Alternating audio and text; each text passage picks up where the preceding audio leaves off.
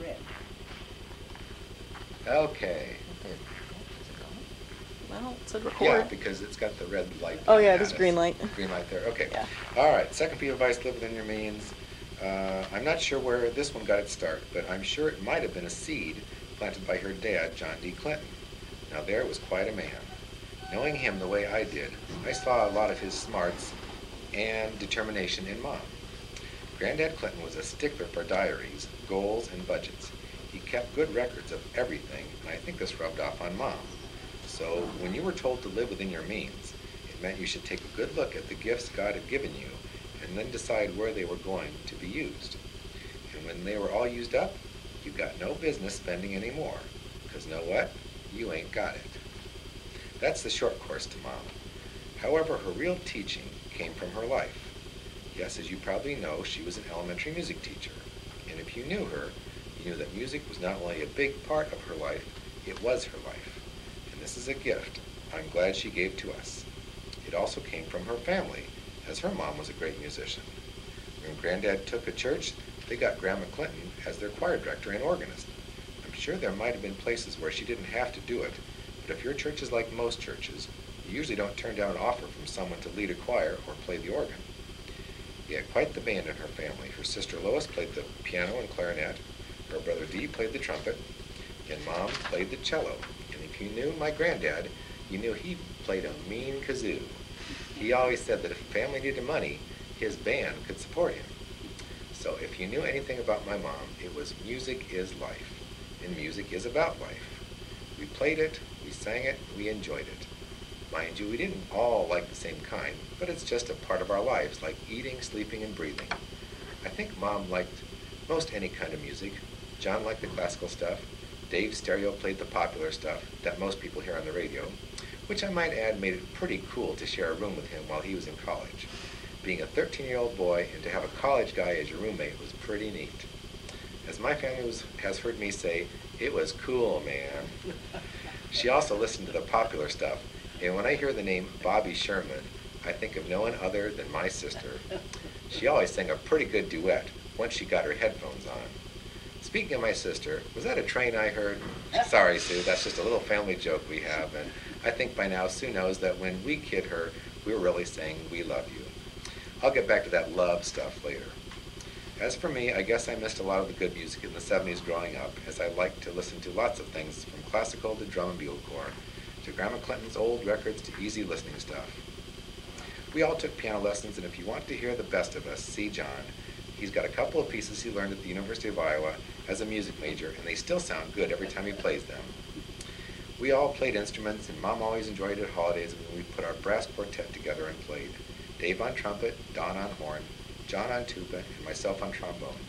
Sue played alto sax and was the featured singer of our family. Mom always sang in the choir, and when we moved to Des Moines, one of the things she looked forward to was playing in a bell choir. We didn't have one of those things when we moved to Des Moines in 1976 from Fayette up in northeast Iowa, so she was looking forward to that when we moved here to move into Granddad Clinton's house when he moved into Heather Manor. And as you might know, she did take over the bell choir director position and enjoyed that chance to share her love of music with her dinglings, or I guess the correct term is Grace Chimers. She shared that joy of music with everybody. Whenever you tried to call her and she wasn't home, you probably had a good idea that somewhere in Des Moines there was a concert, and she and a friend were attending it. It was usually free, too. Got to live within your means. Did I mention she was a great coupon clipper, too? She loved a good deal. I mean, really loved a good deal. I've received a few of her good deals, and also worn a few.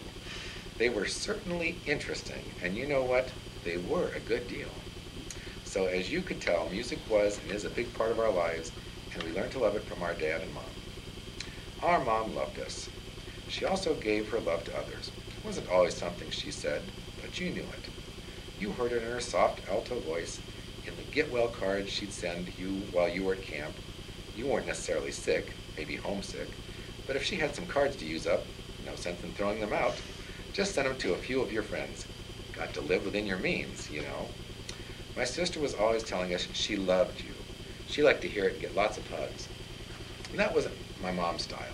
After Sue worked on her a bit, Mom started doing more hugs and kisses. But when we were growing up, I knew Mom loved me, and I knew she loved my brothers and sister.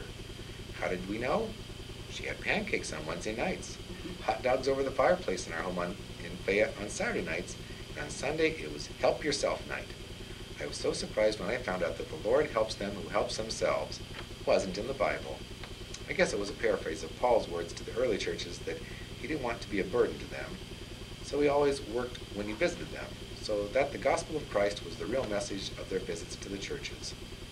Mom loved us because she made us blob cookies. I'm told the correct name for those are no-bake cookies, but around our house, they were blob cookies. And as I said, Sue was always telling us, I love you, to which I tell her, you'll get over it. Yeah.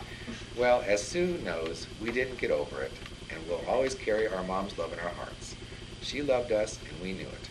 You felt it when you came through the door. She'd have a list of things for you to do, but that was 'cause she loved you. Lists were also a part of June. Make those lists and cross the items off as you do them. She, like my granddad, always had a project, and I think that's what kept her young. Mom had many ways to let you know she loved you. Her letters, her music, her ice cream bars in the freezer. That's what my kids liked about Grandma's house. Mom loved you and you loved her. That was just a given. You could depend on it. Whether or not you had discipline or lived within your means, you had her love. Case closed. That's my view of my mom. I know you all had your own memories and treasures of things that Mom meant to you. Keep those with you. They'll help your faith journey with Jesus. That was also given with Mom. You went to church. Both our grandfathers were ministers, so faith in God was also part of our life. When you lived with June in your life, you walked with God too. That was just part of the deal. On behalf of our family, we want to thank you for all the kindness and good stories you shared with us and will share with us. We loved our mom, and we're glad she was also part of your life. So the next time you hum a tune, find yourself whistling or singing a song, remember that up in heaven, my mom's singing in the angel choir, and she's got a seat ready next to her for you to add your voice to God's praises. I hear there's also a bell ready for you in the bell choir, so get to work, friends. You know the plan. Discipline, live within your means, and Mom, we love you.